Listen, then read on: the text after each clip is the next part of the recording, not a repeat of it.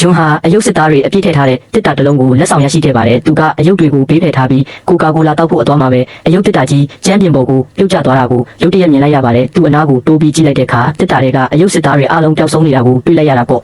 ချက်ချင်းဆိုသလိုပဲသူ့ခြေထောက်ကိုတစ်ခုခုကလာဆိုင်ပါတယ်တိတိချာချာငုံကြည့်လိုက်တော့အဲ့ဒါဟာအယုတ်တနက်လေးတစ်လက်ဖြစ်နေတာကိုတွေ့ရပါတယ်ဒါနဲ့သူလည်းကျမ်းပြင်ပေါ်မှာဝစ်ပြီးတိတိချာချာလိုက်ရှာကြည့်တဲ့အချိန်မှာပဲမမျှော်လင့်ပဲဆိုဖာအောက်ကနေဆက်တနက်အသေးလေးတွေနဲ့သူ့ကိုဝိုင်းပစ်ကြပါတော့တဲ့ဒုံးကြီးအသေးလေးတစ်စင်းကလည်းသူ့ခြေထောက်ကိုလာမှန်ခဲ့ပါတယ်ဂျွန်ဟာရေချိုးခန်းထဲကိုလူးလိပ်ပြီးအမြန်ပြေးဝင်ပုံလိုက်ရပါတယ်ပြီးတော့အဲခန်းထဲမှာဘာဖြစ်နေလဲဆိုတာကိုချောင်းကြည့်ဖို့မှန်သေးလေးတစ်ချက်ထုတ်ပြီးကြည့်တဲ့အခါဒုံးကြီးတစ်စင်းကသူ့မိအိမ်ကိုလာမှန်ပြီးနောက်ထပ်ဒုံးကြီးတစ်စင်းကတော့သူကင်ထားတဲ့မှန်သေးလေးကိုပါပစ်ခွဲလိုက်ပါတယ်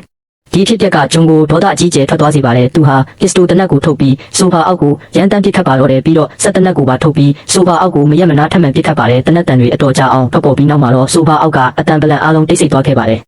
်ဒါနဲ့သူလည်းဆိုဖာကိုလှန်ကြည့်လိုက်တဲ့အခါဒဏ်ရာရနေတဲ့အယုတ်စစ်သားအမြောက်များကျမ်းပြင်ပေါ်မှာလဲကျနေတာကိုတွေ့လိုက်ရပါတယ်ဒါပေမဲ့မမျှော်လင့်ပဲအဲ့ဒီအယုတ်စစ်သားတွေဟာရင်တွေကိုပြန်ပြင်တာဒဏ်ရာရတဲ့လူတွေကိုကူညီတာတွေချက်ချင်းလှုပ်ဆောင်ကြပါတယ်သူတို့ကဂျွန်ကိုမြင်ချင်းမှာပဲကင်းထောက်အယုတ်စစ်သားတစ်ယောက်ကတနက်နဲ့လှမ်းပစ်ဖို့ပြင်ပါတယ်ဒါကိုဂျွန်ကခြေထောက်နဲ့တစ်ချက်ထဲတက်နေပြီးခြေမှုပစ်လိုက်တယ်လို့နောက်ထပ်ကင်းထောက်တစ်ယောက်ကိုလည်းနောက်တစ်ချက်နင်းပြီးဖျက်ဆီးပစ်လိုက်ပါတယ်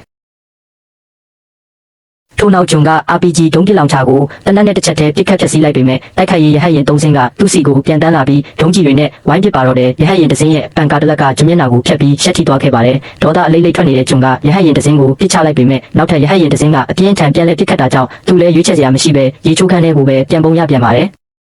်မကြခင်မှာပဲရေချိုးခန်းတကားဟာအပေါက်ဖြစ်သွားပြီးအဲ့ဒီအပေါက်ကနေရဟတ်ယာဉ်တစ်စင်းပြန်တန်းဝင်ရောက်လာပါတယ်ဂျွန်ကရဟတ်ယာဉ်ကိုမျက်နှာတုပ်ပူဝါနဲ့ချက်ချင်းအုပ်ခြေထောက်နဲ့တရက်ဆက်နင်းပြီးအိမ်သားခွက်ထဲကိုတက်ပစ်ချလိုက်ပါတော့တယ်ခဏနေတော့တကားအောက်ခြေကအကြောင်းကနေတဆင့်စာရွက်အပိုင်းစာလေးတစ်ခုတိုးဝင်လာပါတယ်။အဲ့ဒီစာရွက်ပေါ်မှာအညံ့ခံစမ်းလိုရေးထားတာပါဂျွန်ကလည်းသွားတည်လိုက်ဆိုပြီးချက်ချင်းစာပြန်ရေးလိုက်ပါတယ်။ဒါပေမဲ့စာရွက်ကိုတကားအောက်ကနေပြန်ထုတ်ပေးဖို့လုပ်နေတော့မှပဲအယုတ်စစ်သားတချို့အမြောက်ကြီးတစ်လက်ကိုဆင်းနေတာကိုမြင်လိုက်ရပြီးအမြောက်ကြီးတွေကသူ့စီကိုပြဲဆက်ကြရောက်လာပါတော့တယ်။ဂျွန်ဟာပြတင်းပေါက်ကနေတဆင့်အပြင်ကိုချက်ချင်းသွားပြီးတစ်ဖက်ခန်းထဲကိုကူးဖို့ကြိုးစားပေမဲ့ရဟတ်ရင်တစ်စင်းကသူ့စီကိုဖြည်းဖြည်းချင်းချင်းကပ်လာနေပါပြီးအမြောက်ကြီးတစ်ချက်ကသူ့နားရွက်ကိုထိမှန်သွားပြီးရဟတ်ရင်ပေါ်ကဆက်တနက်ကလည်းသူ့ကိုဆက်တိုက်ပစ်ခတ်ပါတော့တယ်ဒေါသထွက်နေတဲ့ဂျွန်ကရဟတ်ရင်ကိုတနက်နဲ့တစ်ချက်တည်းမှန်အောင်ပစ်ချလိုက်ရာရဟတ်ရင်ဟာနေရန်ကိုဝင်တိုက်ပြီးပောက်ကွဲသွားပါတယ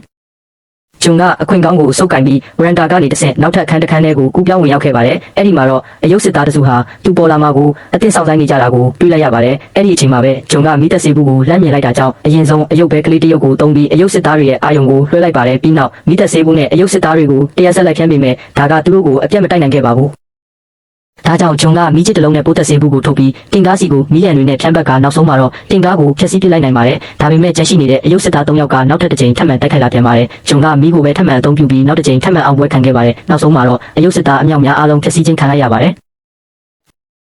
ဂျွန်ကအယုတ်တစ်တာပေါ်ကလမ်းညွှန်စာအုပ်မှာပါတဲ့အယုတ်စစ်သားအရေးအတွက်ကိုစစ်ဆေးကြည့်တဲ့အခါတယောက်လိုနေတာကိုသတိပြုမိသွားပါတယ်ဒါကြောင့်သူဟာဒီအဆောက်အုံကနေထွက်ခွာဖို့ဓာတ်လေကားကိုချက်ချင်းစီးခဲ့ပါတယ်ဒါပေမဲ့အဲ့ဒီအချိန်မှာပဲဓာတ်လေကားကရုတ်တရက်ချိုးယွင်းသွားပြီးဂျွန်လည်းကျမ်းပြင်ပေါ်ကိုလဲကျသွားခဲ့ပါတယ်ထိုလူကြီးဘွားအောက်မှာတော့အယုတ်ကွန်မန်ဒိုတယောက်ပေါ်လာပါတယ်အဲ့ဒီကွန်မန်ဒိုကထိုလူပေါ်ကိုတက်သွားပြီးစစ်သုံးသားမြောက်နဲ့တိုက်ခိုက်ဖို့လုပ်ပါတယ်ဒါပေမဲ့ဂျွန်ကသူ့ကိုလက်နဲ့ရိုက်ထုတ်ပစ်လိုက်ပါတယ်ဂျွန်ဟာအလွန်အမင်းမောပန်းတွန်းနေတာကြောင့်သတိလစ်မိမျောသွားခဲ့ပါတယ်ကွန်မန်ဒိုကပြန်ထလာပြီးသူ့စီကိုရှောက်လာပြန်ပါတယ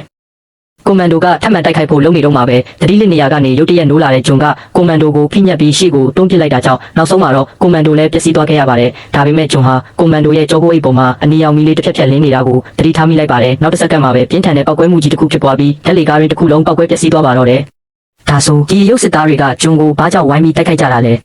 ဲအမှန်တော့ဂျွန်ဟာလူသက်သမားတစ်ယောက်ဖြစ်ပါတယ်သူဟာအယုတ်ဆက်ယုံပိုင်ရှင်ကိုတတ်ခဲ့သူဖြစ်ပြီးအဲ့ဒီလူသက်မှုကိုအယုတ်တိုင်းကမျက်ဝါးထင်ထင်မြင်တွေ့ခဲ့ကြတာပါဒါကြောင့်ဒီရုပ်စစ်သားတွေဟာဆက်ယုံပိုင်ရှင်အတွက်ကလစ်စားချေဖို့အခုလိုမျိုးဝိုင်းဝန်းတိုက်ခိုက်ခဲ့ကြတာပဲဖြစ်ပါတော့တယ်